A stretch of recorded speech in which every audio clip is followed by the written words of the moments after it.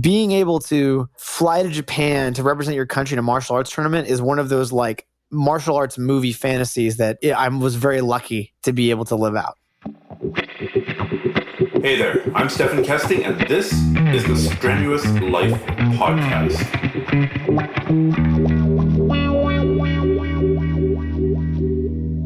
Ladies and gentlemen, boys and girls, today, Reilly Bodycomb. I'm really excited about this one. Reilly's been in the game a super long time. He's kind of like the Renaissance man of martial arts, especially the grappling intensive martial arts. So welcome to the podcast, Reilly. Thank you so much for having me. Oh, it's a pleasure. How's your day going so far? It's been going well. I was up till 4 a.m. editing my new download, so I'm tired, but I'm almost done editing it, so that's good. So much for the lifestyle of make money while you sleep at the kitchen table in your underwear. I knew I shouldn't have paid money for that course. So you are, I mean, in part anyhow, a Sambo guy. Yes.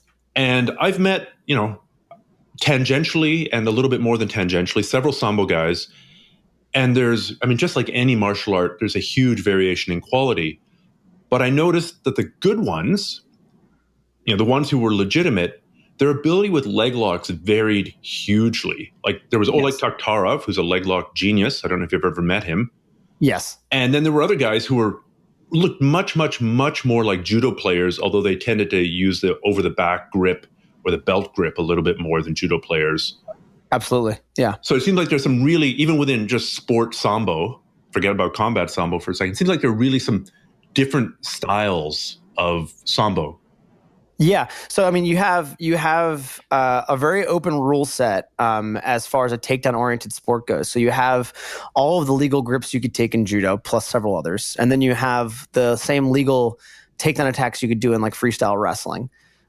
So when you have that massive area of takedown material to work in, and then you're rewarded significantly for those takedowns, you can be very, very good at sports Sambo and not a parterre, not a ground fighting person at all.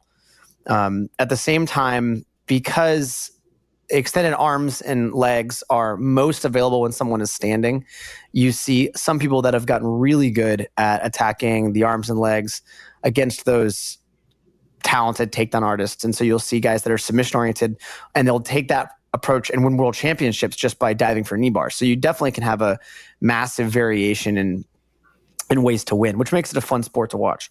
Yeah, it seems like the variation between fighters is much higher than for judo. Judo's been super constrained as to what's allowed, what's not allowed, what grips are you allowed to take, what grips are you not allowed to take. They've got rid of any kind of single leg, double leg, even touch the knee, which is very different from when I did judo. Yes. But Sambo is like this wild west, really, for it seems like. Are there any illegal grips in Sambo? You can't.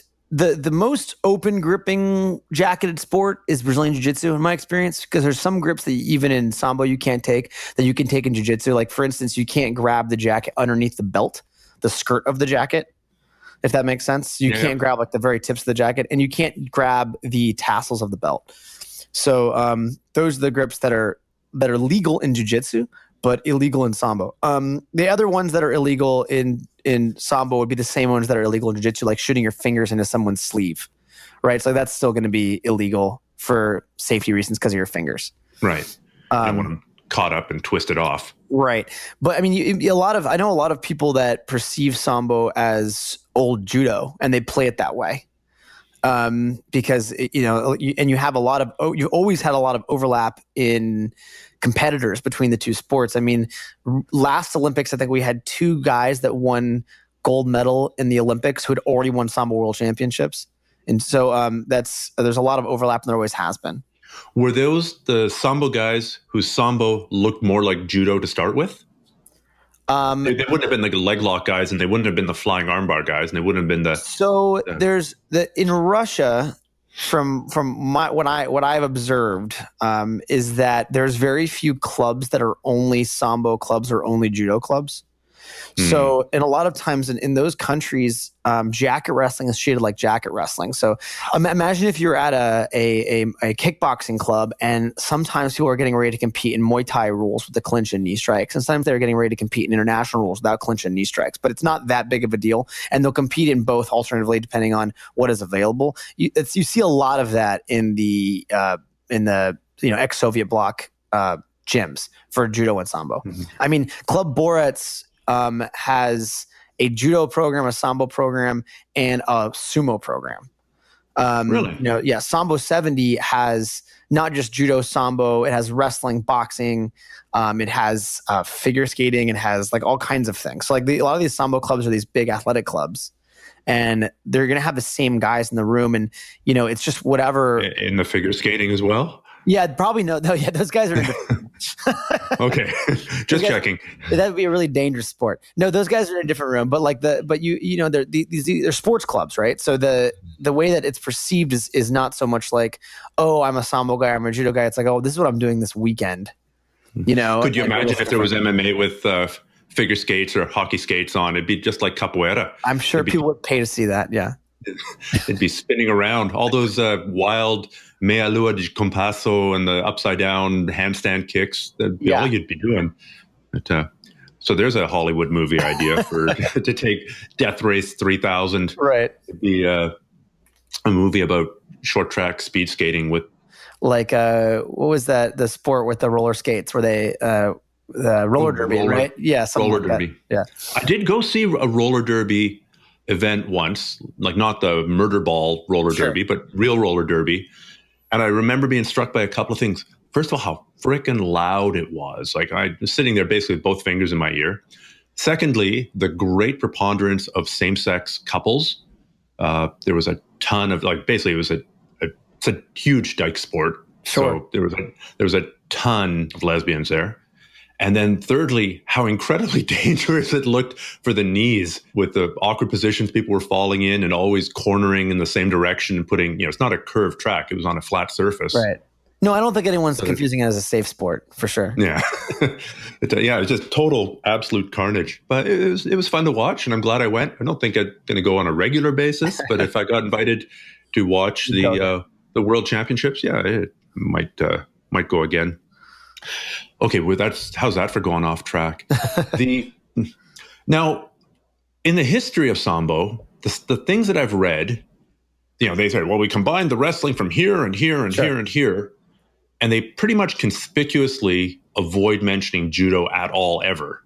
Yeah. And I'm guessing that's at least partly political. Oh, it's completely political. I mean, you have the Japan-Russo War. You have a lot of tension in that area. I mean, one of the founders of Sambo, again, Ochevkov, was one of the first non-Japanese judo black belts, and I think he was thrown in like a gulag, because of his theoretical connection as a Japanese spy. Later, I think he was absolved of that. But I mean, this is like one of the people. Sorry about those 5 years of torture and starvation. Yeah. I don't know if he might have died there. Actually, I have no idea. I don't know the complete history, but I do know that there was a lot of effort to separate the Japanese influence from Sambo. It probably actually though wasn't the throws that was the influence from Japan, to be honest. It probably would have been the submissions. Well, there are a lot of styles of jacket wrestling all throughout the world, especially the Soviet bloc. So like you can find footage of almost all the same throws you'd see in judo, except for maybe the sacrificing throws like tomonage and things like that. You can find all of those examples in folk styles of jacket wrestling or belt wrestling. But the submissions would have had to have probably found their way in through catch wrestling and judo, I would imagine, into Sambo. Mm-hmm. I remember I trained with a wrestling guy who was from a Soviet bloc country. I want to say Kazakhstan or Tajikistan. Mm-hmm. And I didn't train with him that many times, maybe 5 or 10 times. But his approach, he was ostensibly coaching freestyle wrestling. Mm-hmm. But his freestyle wrestling looked like no other kind of freestyle wrestling I'd ever seen. I mean, he was legitimately very good. I think he'd been a coach of some of the Olympic athletes they'd had. So Eastern Bloc Olympic coach, very good. Yeah. But it was so unique. It was so weird that it really did look like it had been influenced by other systems or had come from, from the yurts of the steppe to to North America. Oh yeah, if you watch like the Russian Flow Wrestling Nationals, there's a highlights on YouTube. It's worth checking out. I mean, the way people are moving is completely different than the way people are moving in like usually you watch like a college wrestling, American college wrestling championships. Obviously, the rules are going to reflect that somewhat because folk style wrestling is different than freestyle. But even just the way Americans do freestyle is not like the way that the Russians do freestyle. And what would you say the differences are? Well, so you have what it looks to me like a lot more foot-to-foot combinations, foot hooks, a lot more throwing, a lot more like limp legging versus sprawling, like a little bit looser game, right? And that is going to look like, I hate to use that concept of like more timing-based or more subtle, but that's what it looks like, Mm-hmm. So more people are getting thrown. Snap down, right, shoot. Snap, shoot. So if you look at let's just say one possible game you can have while wrestling is basically, am I going under you or over you, right? So I'm gonna run you down and go behind, that'll score my 2, or I'll get underneath you and I'll jam in for a double and that'll score my 2. That's a very common game you're going to see in an average American high school wrestling match. And then you'll watch some stuff from these Russians and you're seeing a lot more clinch work and a lot more throws, even in freestyle. But I mean, Americans did not have this stuff. I mean, Kerry Colat was throwing people. Of course. But you see a lot more of it in the Soviet bloc. Now, we're not even talking Greco-Roman yet, because, of course, in terms of Greco, Karelin held the public, not only the titles, but the public imagination for so many years and was just completely untouchable. Yeah. So then, have you done any Greco? No, I mean the only real experience of Greco I had is I had the privilege of doing a seminar with Matt Lindland, and it was for the combat wrestling. There was a U.S. Combat Wrestling held a training camp for athletes and for people who wanted to become refs, and Lindland taught a course there, and it was one of those like, sort of like revolutionary moments for my game because there's lots of things that I thought was the way that standing grip works, starting clinch work worked, but I needed somebody to validate it, right? So I'm sure you might have had the experience before you go, I think this is how this works, but no one's saying this.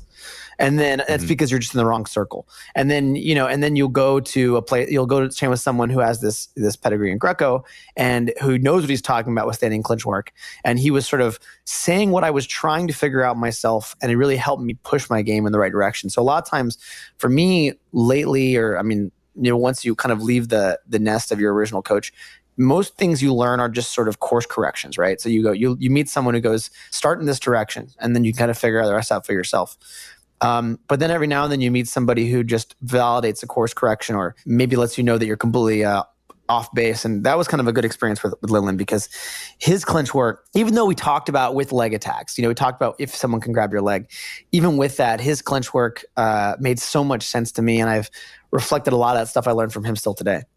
It's amazing how sometimes one encounter, whether that encounter is 10 minutes of somebody going, no, this is the way it's supposed to be done, or a seminar can make such a big difference for the whole rest of your career as an athlete.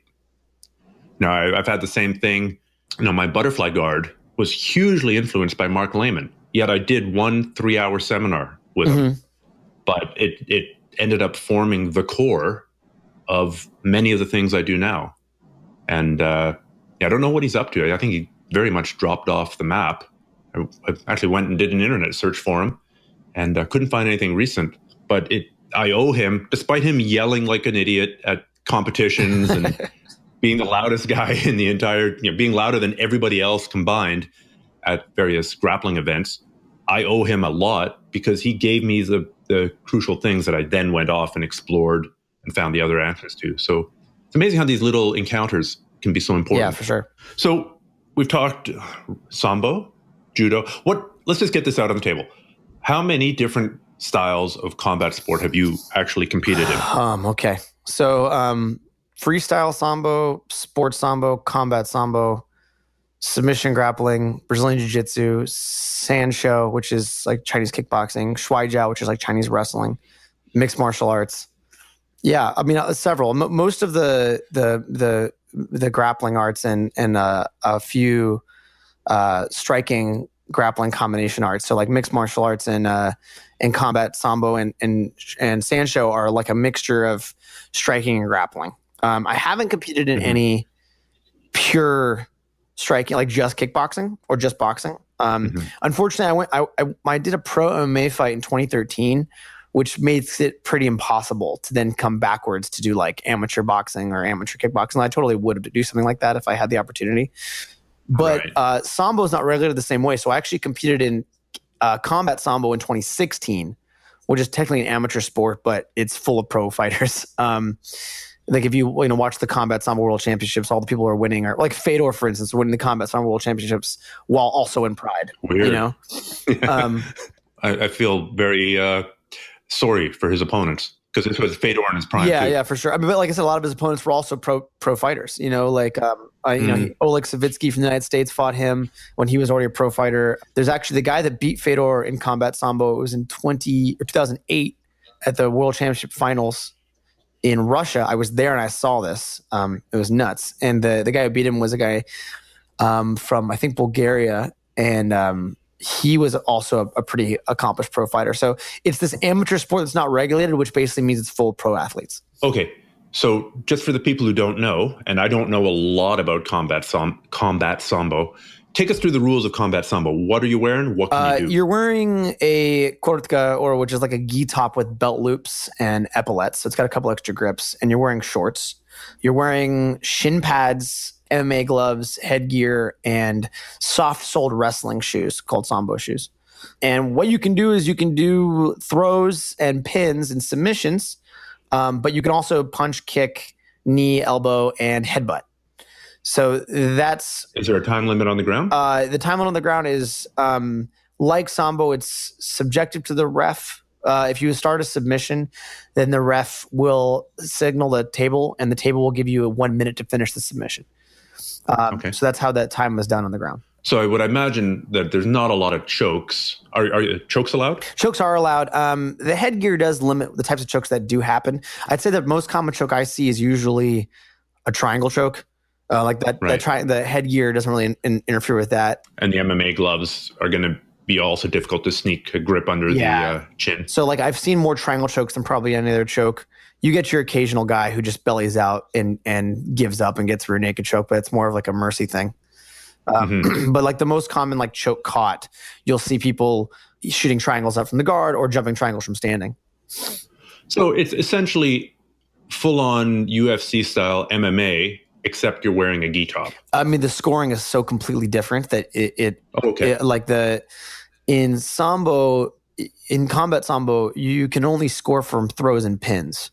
So me punching you or lighting you up is not winning me the sport unless I hit you so hard you fall over, in which case I've scored it like a throw. So, and there are KOs. Yeah, like it's not like point karate. No, I can punch you as hard as I want. Still a KO, right? So you'll still win from KO. But like if I like lay you out with a punch and you hit your back, that'll be scored like I threw you on your back, basically. Fair enough. But then if someone needs a count, like an 8 count, they'll give the person who hit them 4 points as if they'd scored a throw, and then it works just like MMA. Like if you knock somebody out, that's the end of the game. Do you know if Vladimir Matsyshenko fought combat Sambo, or was he always just a wrestler? I have no idea. He was a UFC fighter, but he showed me this idiotically simple takedown once of stepping on someone's toe and then punching them in the chest. Yeah. And it actually works pretty well, too. And I wonder if that's a takedown trick from combat Sambo that somehow migrated sideways. I mean, the guy's also a really good wrestler. Right. I mean, there's very little perception of purity in combat sport in those regions, right? So you don't have... if it works, use it. Yeah, and also you don't have you don't have people, like even if someone goes, oh, I only wrestle, like or I only do judo, like there's no way that the other popular combat sports in those countries haven't interfered with the information that they have, which is true here as well. Like, for instance, there are people that say, oh man, I'm just a pure BJJ guy, yet their like main go-to is like arm drags. So, it's unavoidable in this day and age. But so I don't know. Judo does a pretty good job of trying to make it avoidable. Well, it depends on on where they're from. Like a lot of the rules that exist in judo and have existed in judo exist purely to stop people from Sambo from winning those matches. That's been going on. Agreed. And there was a time that the judo players were being decimated by the Russians coming I think it was maybe in the 60s. You'd probably know better than I. There's a Cabarelli people onto their heads and flying armbarred their way to the series medals. Changing the rules. I mean, there's a lot of good writings about the way that the Russians would come in and win, and then like how the rules would shift almost immediately to make it harder. Just straight up suplexing, back arching is a huge aspect of Sambo, and the rules in judo had changed to where you can't link your hands for the technique they call uranage. You can't link your hands to make it harder to get a judo suplex, essentially. Yeah, to get thrown if I'm going for my forward throw, whatever it is, head arm throw, and then you lock your hands, I'm probably going to win that exchange, and they don't like how many people win that exchange with the backwards throw. So they kind of nerf the rules. Takes them away from their ideal of what judo should be. Yeah, but ridiculous politics is not unique to judo. I mean, we can dig it out in jiu-jitsu and Sambo easily. You know what? We've been dodging around this issue of rule sets in different sports. And I think it's actually a really interesting topic of how rule sets influence sports. So have you run into problems where you've been training under one rule set and then gone and competed in another? And what are your thoughts on that sort of cross training and cross competition? Yeah. So like for me, I've always my starting off goal, was to be a well-rounded martial artist. I wanted to be like a Snake Eyes from G.I. Joe or like a Ninja Turtle or something. So like that was my starting point. And so for me, the rule sets, the competition rule sets, are just testing tools to make sure you understand a certain aspect of the martial arts, right? So if you want to make sure I understand how to throw people or punch people or submit people, you pick a sport that will force you to do those things, and then you practice that sport, and then you compete in it. And if you compete in a more open sport like mixed martial arts, you will have the ability to avoid your weaknesses to some degree and just focus on your strengths. So it is good, even if you like to fight MMA, to like force yourself to compete in some other subset sports, like force you to develop those strengths. So for me, that's the purpose of the game. Getting good at any of the games is a tool you use to be better at martial arts. So because of that, my general training approach has always been to do what I thought makes the most sense in hand-to-hand fighting in general. And usually it only takes slight variation to have that approach work in any given sport. So versus building a game that is so unique to that sport that you have a really hard time translating that over to anything else. So can you give us an example? Would you like... Oh, sure. So taking someone down and being on top goes a long way in every sport, right? So if I can always win the takedown and I can always secure top position, that I can win submission grappling, Sambo, judo, wrestling, mixed martial arts, Brazilian Jiu-Jitsu, right? I can win all those sports with this methodology, and I only have to train the pitfalls of the unique rule set for a couple months to wrap my mind around that. If I train something like, let's say, pulling seated guard, right? I can only use that approach to one or two rule sets.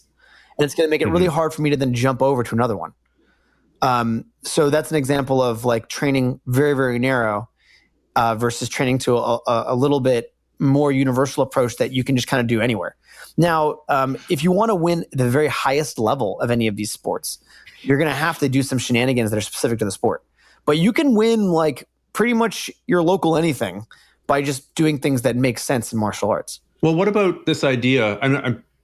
Statistically, Olympic level judo players don't have very many throws, right? They've got 2 to 4 throws or 2 to 5 throws, which would be quite unusual, that they're actually landing. Yes, for sure. Now, if you had the misfortune to have worked your, very gi-dependent throws in judo, and then you step into wrestling, now you don't have the gi anymore. Whereas if you had some throws that were more universal, or maybe the other way, if you were just a double leg specialist, a million ways to set up the double leg, and you can't go compete in judo. You will get kicked out of judo. So the benefit of starting with Sambo is that I got a pretty big snapshot of the types of takedowns that you could do from the beginning. And because I was basically seeing all of your freestyle takedowns and all of your judo takedowns introduced to me right away. So I started to pick the ones that I could use all the time. Okay, so what are your top takedowns then? Okay, so foot hook sweeps and ankle picks are something that I use constantly. When you say foot hook sweep, you mean like an Ouchigari type thing in judo? No. Instead of hooking with, like, if you keep a straight leg and you hook with, you curl your toes up and hook behind their heel with like your ankle. Do you know what I mean? So like those types of things that set up ankle picks in Sambo or submission grappling or Brazilian Jiu-Jitsu. And then in sports where you can't touch the legs, like you could just score with the sweep by itself. So any moves that can score by themselves but are assisted by the leg grab are really good. Right. So like if you develop a type of, front strip, but in Nipponoshka, taitosh, right? So like, you taitosh and that's a good throw. And then they step over it and then you ankle pick, right? So then if you have that combination, you can run that combination in multiple rule sets. You know, you have a good taitosh? No, I actually don't use that one as much as I use like kick ups to ankle picks. So I guess you could like Uchimata to ankle pick. I use that a lot more than the taitosh to ankle pick, but only because I think taitosh is a more dangerous throw and I don't teach it as much in the class. But the same time, I have the wall that I haven't surpassed is one you've kind of said. I've never competed in judo. So judo, which has the closest thing I competed in was shuai which I did that to try to make sure I could score takedowns without using sacrifice techniques. So like shuai was kind of me stepping a little bit out of my comfort zone more to make sure I could throw somebody with just trips and foot sweeps and things like that. Shuai has no ground component, right? It's just but even in shuai I scored a takedown using a fireman's carry, which would be illegal in judo. So I definitely would be interested in competing in judo in the future, and I will have to modify the way I do things to make it work for that. But I don't think it's going to be that mind-breaking to do. I've just got to go off on a shuai jiao tangent. I'm not very familiar with shuai jiao. I did buy a book on shuai jiao years ago, and I would remember the author if you mentioned it. It was a big white book with a blue drawing on the front, and their throws looked all right, but their break falling system looked insane. It was basically like curl up in a ball and land on the ground without any kind of break fall or any kind of attempt. Like just, it looked like training this would be the most painful process in the world. I honestly, I separate rule set completely from heritage or style. Like I don't even, I've learned that if I just completely don't perceive anything but the rule set, I can determine exactly why people do what they do. So versus like, oh, in judo, this is how you throw, or in Sambo, this is how you throw. It's like, in shuai, this is how you throw. Like I've never done any formal shuai jiao training, but I know the rules, and I could tell you that you could figure out how to throw in that rule set if you come from any of their throwing sports, and vice versa. You could take someone who's really good at Sambo, give them a little bit of time, and they'll figure out how to throw in judo, vice versa. So to me, it's shuai jiao. I just when I went through shuai jiao, I was just looking, what are the rules of this game, and what can I do? What can I do? And that's what I'm going to work on. I kind of separated it from the history or the tradition of the martial art. Like I'm not super concerned with that. Okay, so you don't have an answer for me how an entire generation of shuai jiao practitioners still have functioning shoulders. I have no idea. I mean, the only reason I have a lot of historical knowledge about Sambo is because I started with that sport, and obviously Brazilian Jiu-Jitsu because you can't avoid but know everything because you're told it constantly. But besides those things, like I really just kind of focus on the game and how that helps you build skill sets. I'm so disappointed. One day I'll have to have a shuai jiao guy on just to get that one question answered because it's been bugging me literally for probably 20 years. But obviously the answer is probably out there on YouTube, so I should look. Okay, sorry, we've gone again. We've tangentialized, or I've tangentialized it. So you were saying your favorite games, or sorry, your favorite throws. The leg hook? Foot sweeps and ankle picks. I'm a big fan of back arches. I'm a big fan of. Like I really like from unders, and then sort of forward throws, overhook throws, head and arm throws, because I basically want to run all of my opponents into attacking a left lead single leg. Right. So if I can force all of my opponents attacking the left lead single leg, I can run all of my sequences from that position. And I can force that situation in Brazilian Jiu-Jitsu. I can force it in wrestling. I can force it in combat wrestling. I can force it in pretty much any no-gi sport. And then by forcing that connection, I can do things that are normally jacket work type moves, right? So your foot sweeps and your throws are normally jacket type moves, but if I can force you into that attacking that lead single with your head on the inside, then we're functionally in a clinch, and I can work from that clinch. So that's kind of my approach, has been to run everybody into that situation. So I got one more little alley I want to go down. My standard rant about takedowns is that takedowns are a really good skill to have, especially if you're interested in self-defense and you're not just a super niche jiu-jitsu or submission grappling athlete. But the flip side of it is that they cause injuries at a much higher rate than just pure grappling. And this is why you see old judoka doing newaza only, groundwork, as opposed to the standing work. So how do you keep the takedown game, especially the sparring, and then especially the competition, reasonably safe? Well, so for me, it's a problem that has to be solved, right? Because to me, takedown and takedown defense are the linchpin of everything that I do. Like the way I pass the guard is built around the fact that I have good takedown defense. So I pass the guard using that as a weapon. The way that I attack the legs, the way that I even attack for my takedowns. So you might bait them to try a sit-up sweep and grab the leg. Try to get them wrap around the single and then work once they're wrapped around the single, right? Like things like that. So like, and I'm doing a lot of backstep passing where I'm trusting my hips and my base to keep me from getting tilted, right? So like if I'm gonna be good at passing and I'm gonna build that around my takedown defense, then we have to be doing takedowns every class, pretty much every roll, all the time. So one thing you can do is you can curate intelligently the types of moves you're having the students do, right? So like what are the throws that you're having them work on? So like for instance, in Sambo class, the first throw I teach is like a sacrifice throw from the belt, like sumagaeshi, right?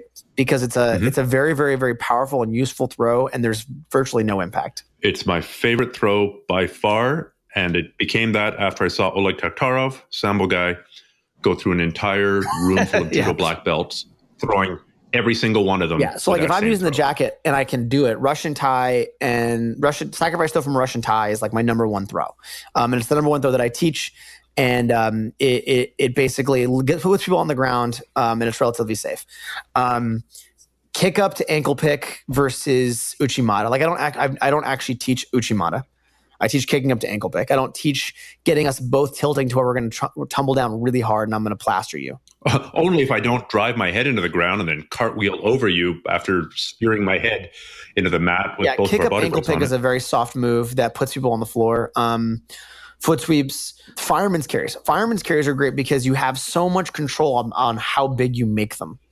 So that means that my fireman's carry is as dangerous as it needs to be. So if I'm underneath somebody who doesn't have an amazing base, it doesn't take much of a move. If I'm underneath someone who has an amazing base, well, you know what? They can tolerate a big throw. So like it kind of scales itself as necessary. Same with body lock work. Like if I have a body lock and I pick you up, how hard I put you down is contextual. Yeah, right. So like if you have an amazing base, then yeah, I will take you straight over the top and 5-point you on your head. But you clearly have the skill for it, and you're not going to get hurt. If you don't have an amazing base, I just pick you up and tilt you sideways and put you back down. Right. So there's like certain moves that you can scale.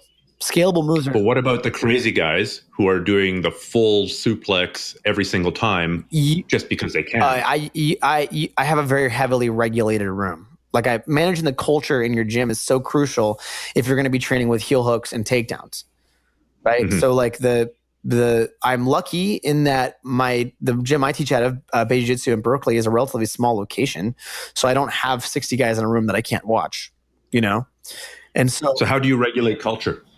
Oh, that's easy to do. You make sure that the best guys in the room are also the most polite and easiest to roll with at all levels. And they're establishing what is expected of the best guys in the room. Mm-hmm. If the best guys in the room are standoffish because they think they're too good, you need to get rid of them or change their attitude because they're not contributing to the gym. So if you have a guy who's really, really good, but is kind of like a pain, you just tell him that he needs to fix it or you don't need him. And so I love to hear you say that because the number of times that I've seen one or two bad apples drive off 10 or 20 prospective students is ridiculous. Like the instructor's got this idea, well, the guy's paying his dues. Yeah, but you just lost 10 people. 5 of them got injured and 5 of them got grossed out by the fact that this guy, I don't know. There was a guy I used to train with whose only one submission was to open his gi top and then drive his hairy man boob into your mouth. Yeah, no. And choke you. Yeah, not okay. So like, I've put people on probation in the gym like where like I don't like the way they're behaving, and this is the way I'll do it. I'll say you cannot roll for a week, but you have to come to every class and watch how people roll. Right. And both times I've done this, they both quit. Like they and that showed me that they weren't the guy. They weren't who we needed, you know? Because theoretically, maybe someone has a misunderstanding, and if that person has a misunderstanding, then they'll watch how things are and they'll adjust. But if someone generally has a bad attitude, you can figure out real quick by asking them to come to class and not roll and just watch and see if they can even do that, you know? Mm-hmm. But yeah, so yeah, that's what we want. What I want is you come in the room and you look around and let's say you're a white belt, brand new, and you're a 110-pound woman and you're nervous to be in there. Okay. And you scan the room and you see a guy, you're like, this is the guy I love to roll with. He's a great rolling partner, and you pick him. Right. And let's say you come in the room and you're a 200-pound just beast, really high level competitor, and you scan the room. I want you to pick the same guy. I want the best guy in the room to be the person that the best person in the room wants to get hard rolls in, and the newest person or lowest level person in the room also feels safest with. So you want to cultivate that at your top level, and let your students or high level students know that they have a responsibility and they have to provide more to the gym than just being good. Now, if they're like hardcore competitors and you need them to win things, then maybe your best bet is creating a completely different time slot for them to beat up everybody and separate them from the general population. I mean, it's one approach to do it, but if you don't have the ability to do that, then unfortunately they're going to have to learn how to play very, very nice with everybody. How to modulate up and down. You have to. And show some awareness, I'm rolling with, a white belt who's 20 pounds lighter than me, or a white belt who's 50 pounds heavier than me, but doesn't know what he's doing. Yeah. And you want, when a new person walks in the room, you want all of your students to go and introduce themselves. You want them to be polite as you would in any other environment, and that's a very important thing. And it's a big part of the Beige Jitsu community that we've formed in Berkeley, is making sure that everyone feels welcome. And then you'll start to notice that, well, the nicest guys in the room are also the best guys in the room. You make some sort of correlation there. Mm-hmm. And then you'll tend to, as you develop and get better, you'll tend to also get nicer. It's weird how that works. Well, it all comes from the top down, ultimately. And it's, the senior students tend to reflect the people who've emulated the instructor for the longest and not been kicked out by the instructor. Right. Yeah. And then the medium level, the medium seniority students emulate the senior students, and the junior level people emulate everyone. So it really does come from the top down ultimately. Now, I've been very, very good.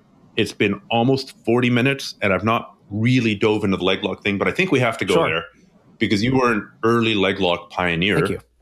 At a time when leg locks were still sort of poo-pawed upon, not as bad as they were in the early 2000s, but take us through sort of the evolution of leg locks in the submission grappling jiu-jitsu game from your perspective. So from my perspective, I didn't realize that they were a faux pas until I stepped into my first grappling match, because I learned Sambo first, right? So in Sambo, the leg locks are legal. Some of them are legal. And then I learned from my Sambo coach, Stephen Kepfer, even illegal leg locks like heel hooks and things, which aren't legal in sports Sambo. So I just knew them as moves that you do, right? And then there was a pro grappling tournament called like the Northeast Ground Fighting Challenger. I don't remember. It's something like that. It doesn't exist anymore. But it had this pro mat tournament where they had like, 3 teams competing for $3,000, and it was like Team Bomb Squad. Like John Jones was in this tournament, not in my weight class, luckily. But there was Lieutenant McCroy was in this tournament from Team Bomb Squad, and then you had Team American Sambo was a team that Steve had put together for this tournament. I had never done nogi before at all, so I'd only done Sambo. Yeah. Really? And so my first nogi match was in this pro tournament, and I was like, well, what can you do? And like, oh, you can do the same stuff, but you don't have a jacket. So I was like, oh, okay, well, I'll just focus on the leg locks because that's the same. Because in Sambo, there aren't gi pants. So I was like, well, this is the same, and I know how to do this without using a jacket. That was my logic, Mm-hmm. And then I went into that tournament and, won all my matches with heel hook, and it wasn't that hard to do. Where like Sambo was hard, So what year was this again? 2008. I think. So Okay. like and so 10 years ago, geez. And then other people from our team won their matches with mostly heel hooks or knee bars. And so then that was the first time I was like, oh, like there's a skill gap here. Like this is the pro tournament, but people do not know this information, So the reason to go deep on leg locks in those years was because of a metagame vacuum that you could take advantage of, where you could beat better people because they didn't know something, right? Wide open field. So I would submit people that I had no business beating, because they didn't know.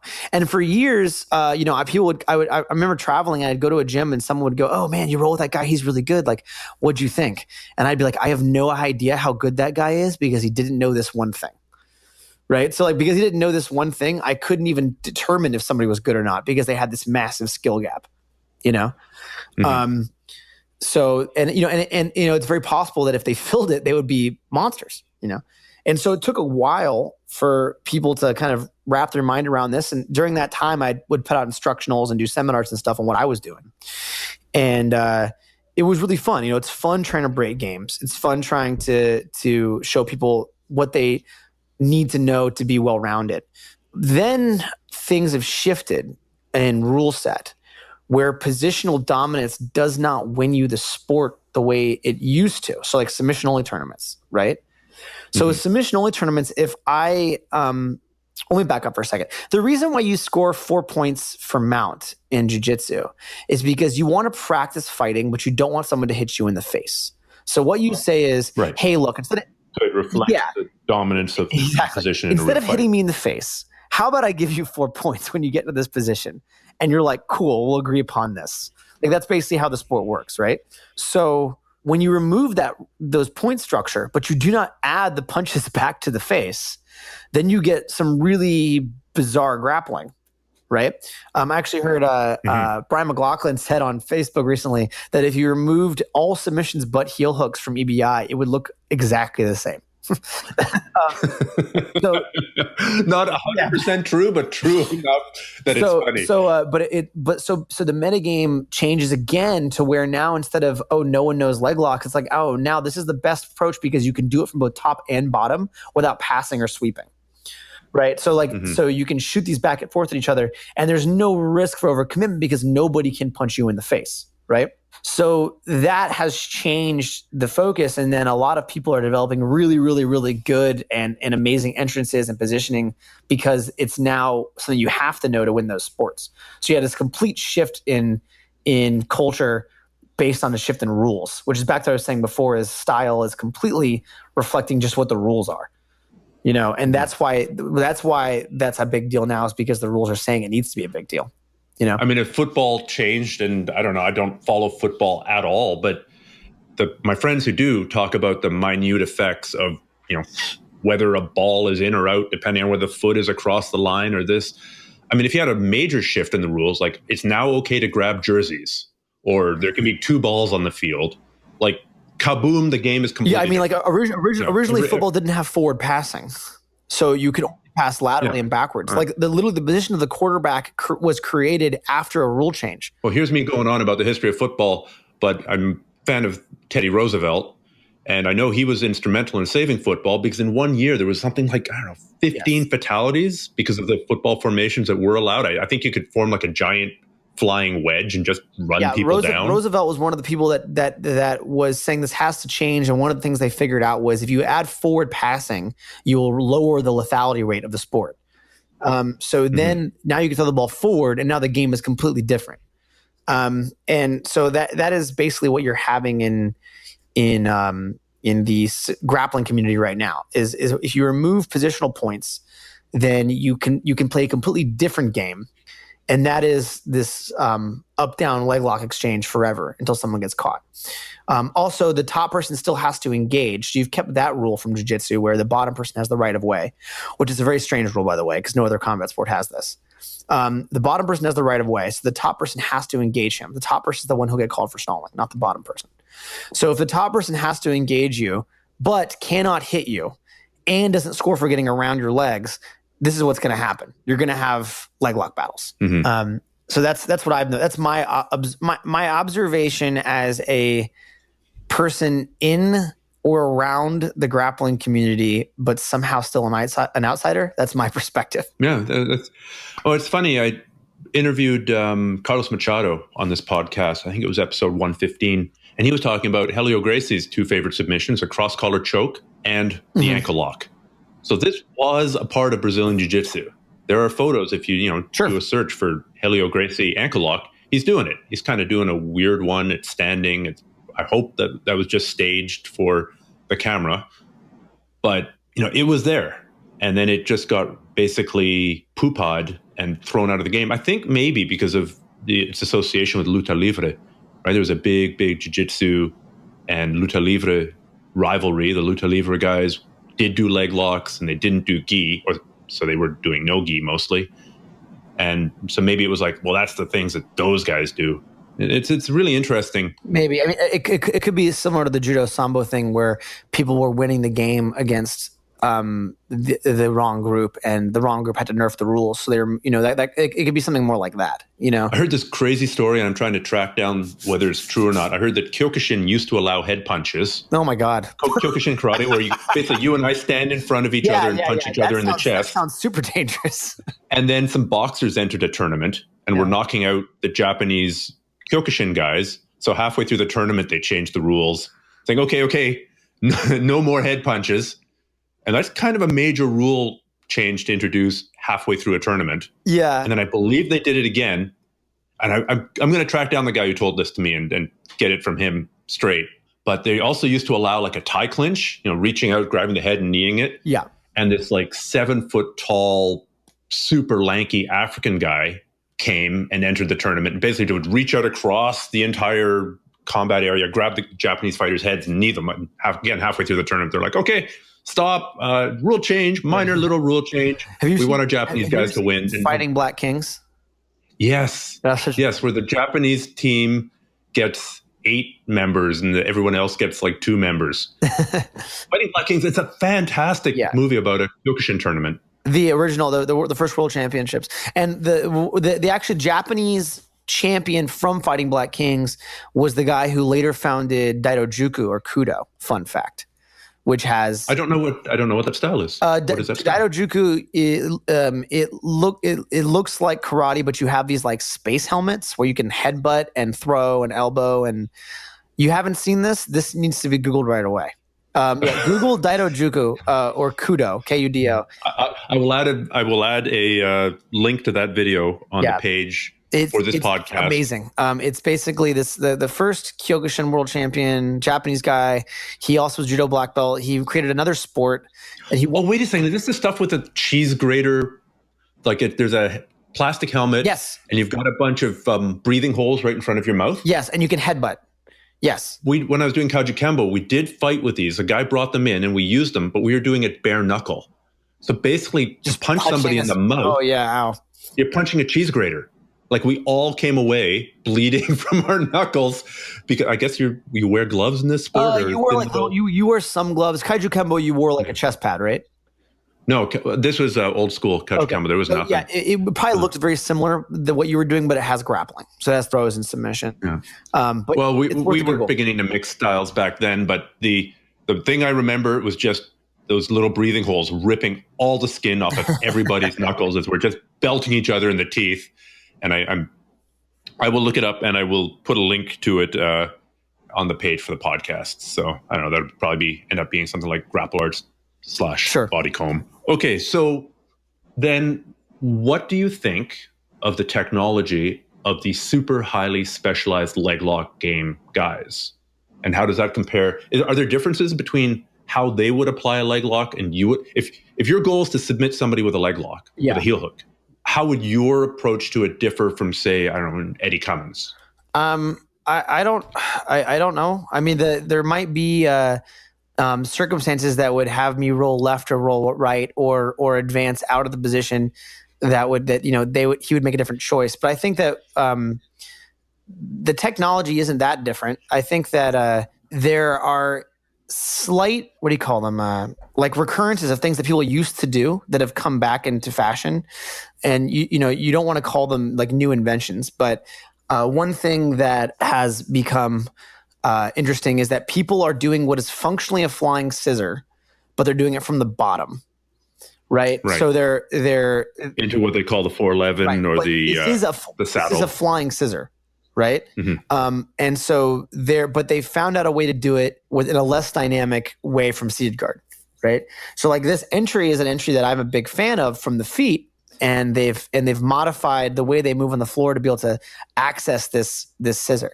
And it's something that I may have played with once or twice before in the past 10 years, but never went as deep as people are going on it now.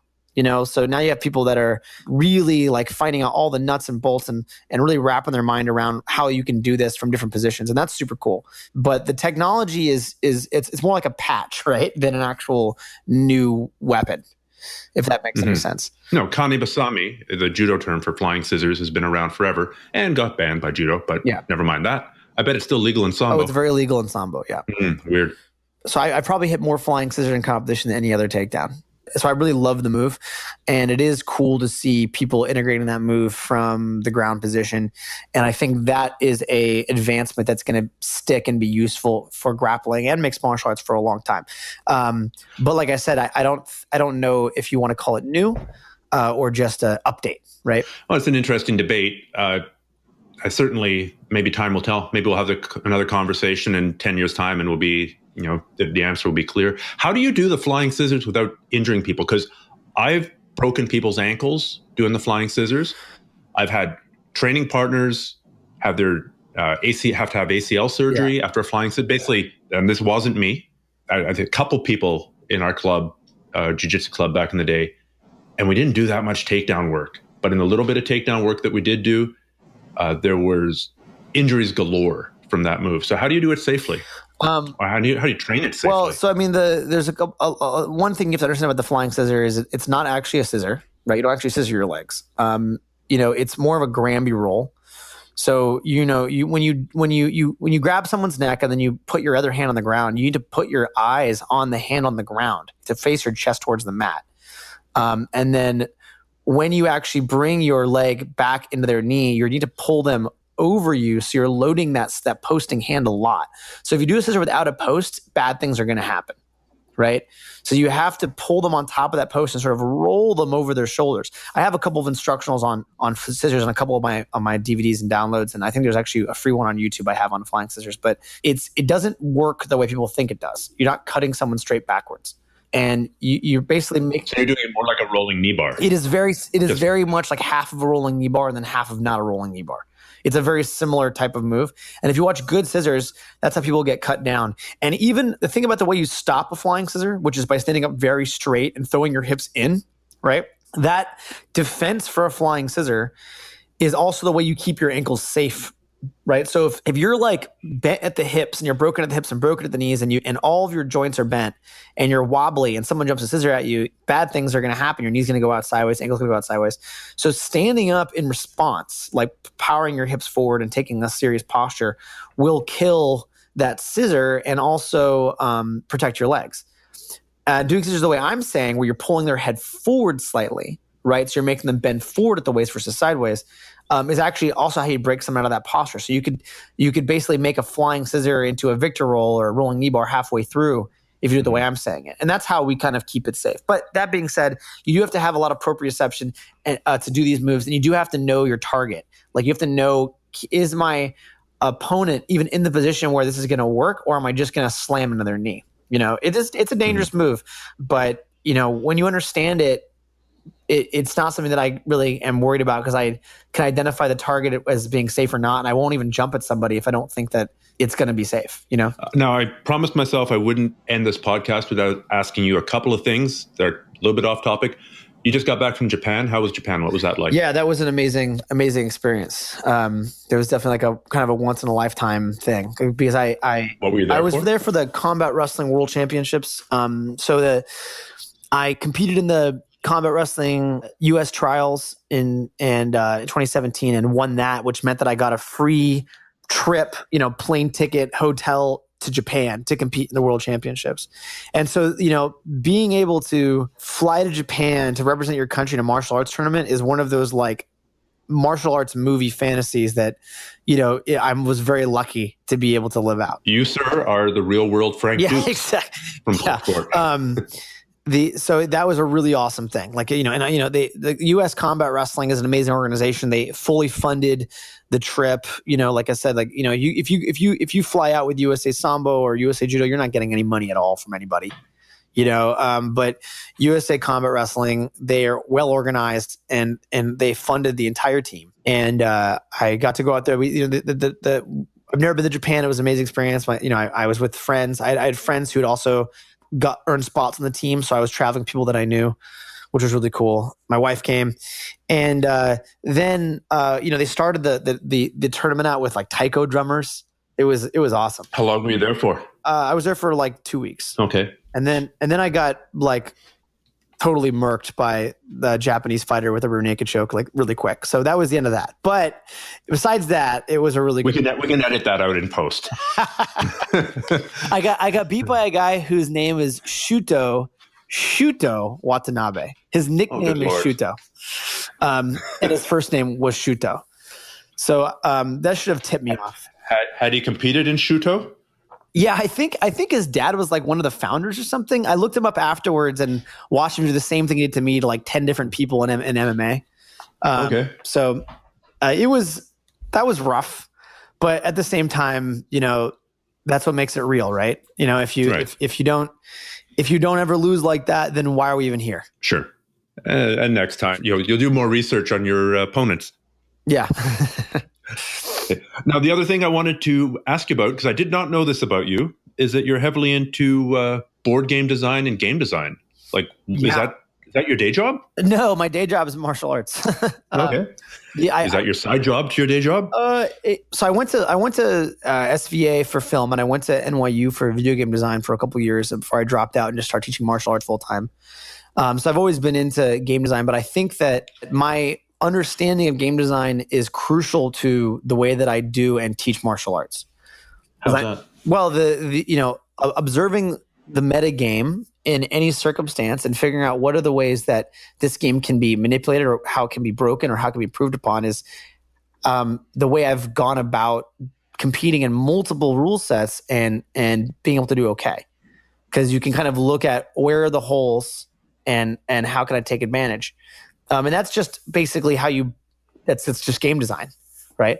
And also like, observations on why people are doing what they're doing. Like, people complain that there's, too much guard pulling in Brazilian Jiu-Jitsu. Well, that's a game design problem. It's not a cultural problem. People complain that coming from judo may not prepare you for wrestling. Well, that's obviously a game design problem. Like if you had the old rules, it probably would. So people complain about Abu Dhabi matches being super boring for 5 minutes. Yeah, and that's a game design problem because if you want to know why is wrestling not boring, it's because of something called the shot clock, where every minute they have to determine whether or not somebody is stalling or not. And after that minute, if they determine someone is stalling, they'll give him 30 seconds to score a point, or he loses a point. That's how freestyle wrestling works. So because you are called for stalling every minute on the minute and then forced to act for 30 seconds, or you will lose points, you don't stall. So if they want to fix that problem in Abu Dhabi, they should just watch the way it is actually done in wrestling. That's why wrestling doesn't look like Abu Dhabi. Right. If you made them wrestle, then they would wrestle. If you don't make them wrestle, they won't. So all right. So I'm a super rich oil sheikh. Yes. I don't know if you knew that about me. That's cool. And I'm going to pay you $10 million to put together some kind of grappling tournament. Sure. I'll take it. And that is it. You can design the rule sets, gi, no gi, shoes, no shoes. Sure. What are your rules? What are your goals, Sheikh? That's a good question. Because I could answer, it would be different if I said to make it as entertaining as possible. Yeah. Versus to make it as combat realistic as possible. Well, yeah. So if you were to say, here are the moves. Combat realism without people getting hit. Oh, okay. That's a good question. Okay. Combat realism without people getting hit, that's pretty easy. You need to have a writing time, which means that the more time you are on the guard, you are losing points. And that will make you have to advance out of guard or advance to a submission much quicker. So if you watch mixed martial arts, the difference between guard work in mixed martial arts and guard work in jiu-jitsu is people get off the ground, right? They get off the ground as fast as they can if they don't have a very secure submission.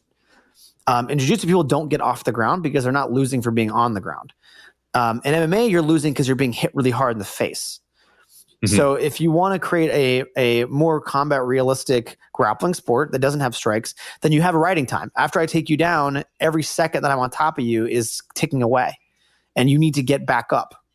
And then you getting back up will like relieve the pressure of the points. You can even have an escape point like wrestling has, where getting back up can give you some of the points you lost from being taken down. Is this gi or no gi? It depends. What type of throws do you want to see? That's the question. I just want a self-defense, combat realistic thing. I don't really know much about this. I just don't like Sheikh Tanoon. He's got a palace down the street, and I want something that's better than his. How about crew neck sweatshirts and pants and shoes?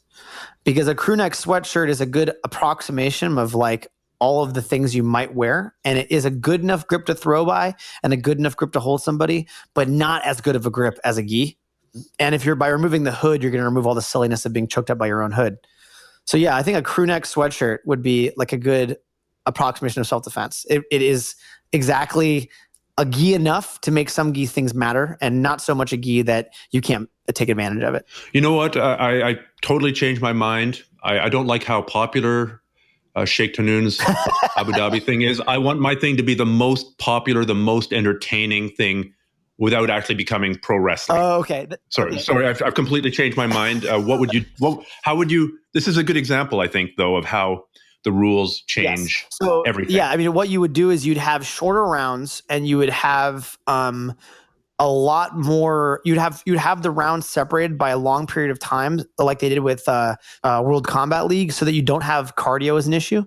So if you have a 3-minute fight every hour, and you're rotating where, let's say I fight you for 3 minutes, and then other people go, and then we have like a lunch break, and where there's like dancing girls, and we come back and I fight you again for 3 minutes, and you'll remove cardio from the picture because cardio is boring, and watching people be tired is boring. So you need to make things shorter. But you want to also have the drama of the long fight. So you basically give a big air gap between the rounds that is filled with other fights, so that you can have the drama of the long fight without the issue of the cardio. That would be one thing you could do. And then simply have rewards for the largest high amplitude throws. Yeah, big throws. Like have big throws score lots of points, and have stalling. Flying submissions are worth, well, I guess the flying submission ends. A submission would a submission end it? I mean, there've been combat sports where you needed 2 submissions to win a match. My saying would be a submission on the arms and legs doesn't end it, but a submission on the neck does. That way, it's easier for someone to wrap their mind around what's happening if they've never seen it before. Okay, so you need 2 joint submission. You need 2 joint submissions or 1 neck submission. Yeah, you can do it that way. Or are we going to do it in a pancrase ring? Are we going to do it on a wrestling mat? Oh, okay. Are we going to do for it entertainment purposes? You should do it on a lay tie that's elevated about 10 feet over foam pit. So that way you can have ring outs as an aspect, and then that would be super entertaining to watch. I am glad you mentioned the foam pit, because every time I've watched an event that's on an elevated stage, every single time it's ended. There's been at least one match that's gone bad. Yeah. You know, like some guy's gotten double legged off the thing. I've actually seen somebody just get like pushed off the edge of the stage. The guy goes into the chairs, the laps of audience members. The guy looks around, because this is an MMA match on an elevated stage, jumps off into the crowd and starts beating the guy up in the mess. It looked like WWF, except I know for a fact that the guy was on a lot of steroids and maybe not entirely in control of his emotions at that point. So, have you ever seen like a lay tie match or like a Sancho match on a lay tie before? No. When like in Sancho on lay tie, with Sancho is like kickboxing with throws, and for the world championships, they put it on a lay tie, which is a raised platform, and you're scoring more points for kicking somebody off of it or throwing someone off of it than throwing somebody on it, and it's very entertaining. And they used to do these over pits of water, like in China, but now it's over foam, because pits of water makes a very tedious like get back on the stage problem. Right. But yeah, I think that adds entertainment. Another thing you could do to add entertainment is to keep the best wrestlers away from each other as much as possible. So you only have like one match at the end that is two people who are good, and all the other matches are people that are being fed to them. Goldfish and sharks. Yes, for sure. That'll definitely make things more fun. Okay. Well, thank you very much. The $10 million is coming to you. It only might be $8 million by the time it gets to you, though. So, Reilly, if people want to train from you or learn more about you, where do they go? I teach at Bay Jiu-Jitsu in Berkeley. You can check that place out at bayjujitsu.com. And I have a website that has a lot of downloads and DVD instructionals you can buy. It's rdojo.com, the letter RDOJO.com.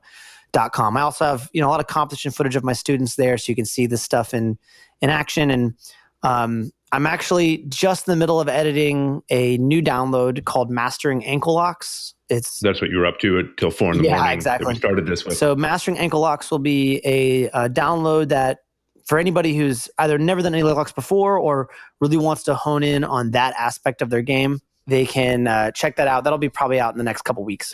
Okay, Reilly, thank you so much. I'd like to do a part 2 of this at some point, and we should talk about that.